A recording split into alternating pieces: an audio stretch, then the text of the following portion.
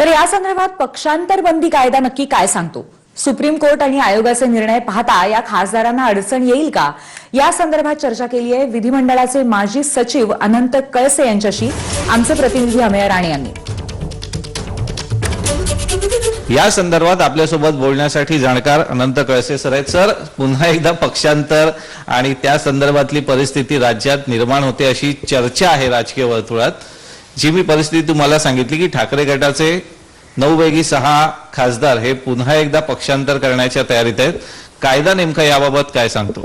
की 9 सदस्यांपैकी 6 सदस्य हे उबाटा पक्षाचे सध्या 9 सदस्य आहे आणि त्यापैकी 6 सदस्य जर हे वेगळे झाले आणि त्यांनी वेगळा गट स्थापन केला आणि ते दुसऱ्या पक्षात मर्ज झाले, विलीन झाले, तर त्यांचं सदस्यत्व राहू शकतं।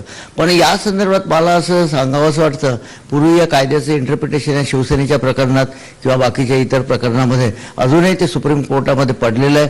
कारण यामध्ये मी आत्ता सुद्धा फोन देताना एक सांगितलंय की एका घरात 4 भाऊ आहे आणि ते 4 भावांचं घर आहे, पण त्यातले 3 भाऊ हे वेगळे होऊ इच्छितात, पण त्या वेगळे होऊ इच्छिण्याला म्हणजे त्याला अलाउड आहे, कायद्याप्रमाणे अलाउड आहे। पण या 3 भावांनी कुठल्या तरी वेगळ्या घरात राहिलं पाहिजे किंवा नवीन घर त्यांनी उभारलं पाहिजे, असा त्या कायद्याचं एक स्पिरिट आहे किंवा इंटरप्रिटेशन आहे। कारण त्या कायद्याच्या संदर्भात जेव्हा हा कायदा अंडर पाईपलाईन होता त्यावेळेस मी सुद्धा बऱ्याचशा मी जेव्हा प्रिन्सिपल सेक्रेटरी असताना काही मीटिंग्स अटेंड केल्या होत्या आणि त्यामध्ये सर्व सदस्यांनी असंच त्यावेळेसही मत व्यक्त केलं होतं। या कायद्याचं स्पिरिट जे आहे की ते विलीन झाले पाहिजे, वेगळ्या पक्षात विलीन झाले पाहिजे।